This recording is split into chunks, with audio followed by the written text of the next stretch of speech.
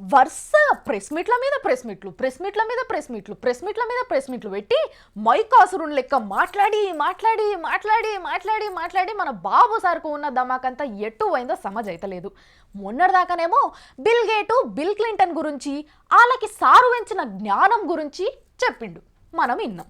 కానీ ఇప్పుడు పురాణాలు రాసిన వాళ్ళతోని చరిత్రల గొప్పగా నిలిచిపోయిన వాళ్ళతోని కూడా సోపత్ చేసిండో ఏం పాడైందో కానీ వింత ముచ్చట్లన్నీ చెప్తున్నాడు. ఈనుండ్రి కానీ నవ్వకుండ్రి, ఎందుకంటే నవ్వు అనారోగ్యానికి హానికరం.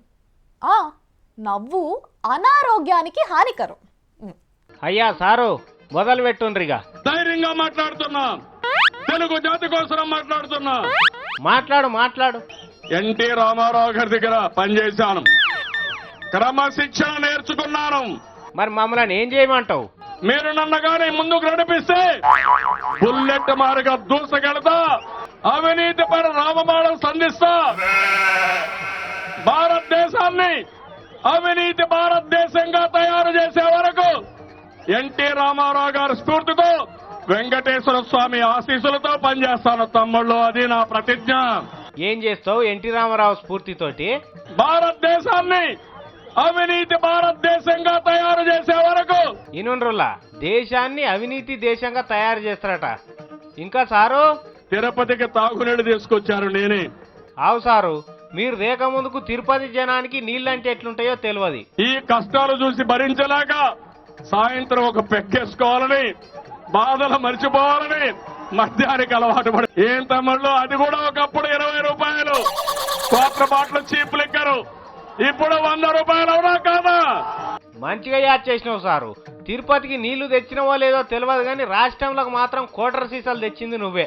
తెలుగు వాడికి ఎక్కడ అన్యాయం జరిగినా, ఆదిలాబాద్ లో అన్యాయం జరిగినా, చిత్తూరులో అన్యాయం జరిగినా, అమెరికాలో ఉండే తెలుగు వాడికి అన్యాయం జరిగినా, ఒరిస్సాలో ఉండే తెలుగు వాడికి అన్యాయం జరిగినా, ఢిల్లీలో అన్యాయం జరిగినా నేనుంటా అండగా.